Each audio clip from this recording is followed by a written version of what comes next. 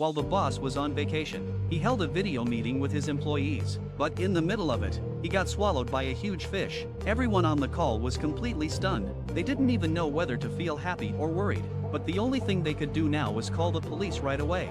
Fortunately, the one that swallowed him was a humpback whale. It's a filter-feeding mammal. It doesn't even have teeth, and its narrow throat can't actually swallow a person down to the stomach, so the boss was still stuck inside the whale's mouth. Luckily, he had a satellite phone with him. That allowed the firefighters to keep getting updates from him, and they even used it to track the whale's exact location. But now came the biggest problem. How were they supposed to get him out in a situation like this? One firefighter said he loved watching whale documentaries, so he knew that when a humpback whale comes up to the surface, it spits out everything it can't digest, and after each breath, it can stay underwater for around 40 minutes. But the boss's situation was critical. 10 minutes inside that whale's mouth was already his limit, so there was only one option left. They had to make the whale come up to the surface. That plan wasn't too hard to pull off. The captain immediately came up with an idea.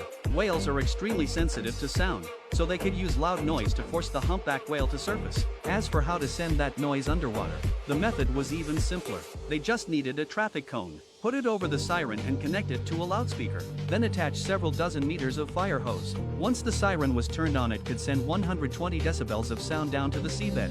After everything was ready, the captain ordered the siren to be turned on, and just as expected, the loud noise reached the whale's ears in no time. But the boss's condition was getting worse. He was running out of oxygen. He was already slipping into unconsciousness. At that critical moment, the humpback whale, disturbed by the noise, finally surfaced, and just as they hoped, it spat out everything in its mouth.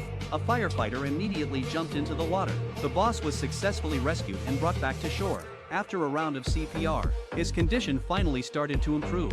The employees finally breathed a sigh of relief. To thank them for saving his life, the boss decided to give them a company-sponsored travel package, a trip to space.